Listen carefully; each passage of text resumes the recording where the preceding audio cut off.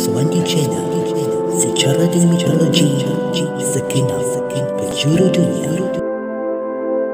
Penemuan tapak ekskavasi Sungai Batu yang berkeluasan 4 km persegi di Sungai Batu Kedah membuktikan kewujudan sebuah tamadun prasejarah bangsa Melayu kuno seawal 788 sebelum Masihi yang terkenal sebagai pusat peleburan besi dan merupakan sebuah tamadun tertua di Asia Tenggara, dan juga meletakkan tamadun awal Sungai Batu lebih tua dari pengasasan Rom kuno.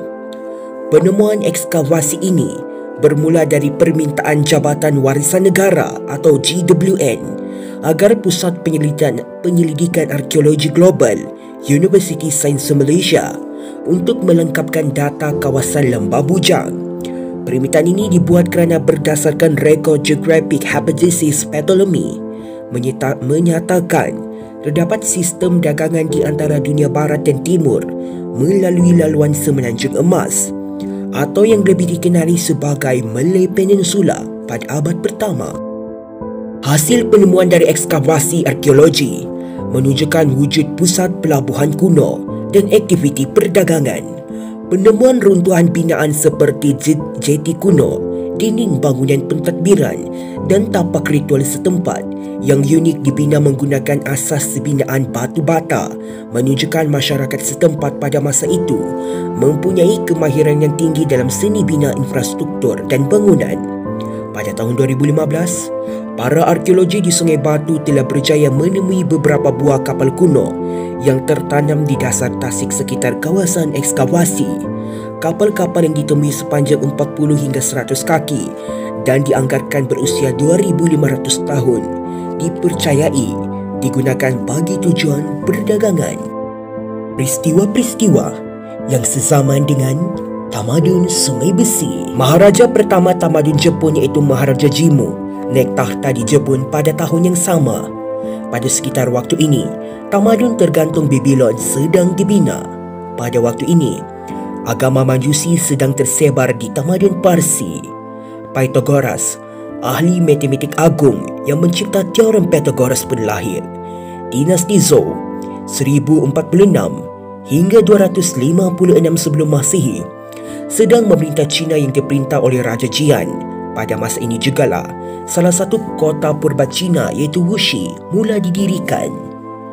Empire Neo-Babylon berdiri sezaman dengan tamadun Melayu Sungai Batu dengan raja yang terkenal dalam sejarah merupakan Namo Chinizar II. Beberapa tahun lebih awal dari angka 582 sebelum Masihi, iaitu pada tahun 588 sebelum Masihi, Raja Namo Chinizar II daripada Babylon sedang menjara Jerusalem lalu menangkap orang Yahudi dari kota tersebut. 30 tahun selepas angka 582 sebelum Masihi ini, iaitu pada 550 sebelum Masihi, Cyrus the Great telah mengasaskan Empire Achaemenid yang merupakan empire pertama bangsa Parsi. 30 tahun selepas angka ini, Confucius lahir di China pada sekitar 550 sebelum Masihi. Kota Milan dan Pompei di Itali, manakala kota Marseille di Perancis diasaskan sekitar sama fasa berdirinya Sungai Batu di Kedah. Sungai Batu adalah lebih tua daripada Tarik Siddhartha Gautama mengasaskan agama Buddha selepas mendapat pencerahan di bawah pokok pada sekitar 550 sebelum Masihi. Pada angka 580 sebelum Masihi, inilah kuil yang dibina khas untuk Zeus dibina di Athens. Punjab berjaya ditakluk oleh Raja Parsi bernama Vistapa. Kebudayaan Mumun bermula di Semenanjung Korea pada sekitar 550 sebelum Masihi, 20 tahun lebih muda daripada angka Sungai Batu. Mesir purba ketika ini diperintah oleh dinasti ke-26 di bawah pemerintahan Firaun Apries. Yunani mula keluar dari zaman kegelapan lalu memasuki fasa Yunani Arkais yang dipersetujui oleh sejarawan sebagai fasa pembudihan untuk memasuki zaman keemasan Yunani, iaitu zaman klasikal yang terkemudian. Ajaran Jainism mula diasaskan oleh Mahavira. 3 tahun sebelum angka 582 sebelum Masihi, Raja Rom berjaya mengarahkan Sabin dalam peperangan. Kuil Artemis yang terkenal siap pembinaan di Ephesus. Pada sekitar 543 sebelum Masihi, Raja pertama Sri Lanka iaitu Putra Wijaya mengasaskan kerajaan di sana. Wijaya merupakan nenek moyang kepada orang Sinhalese di Sri Lanka hari ini. Pengasas ajaran Taoism meninggal dunia sekitar 531 sebelum Masihi.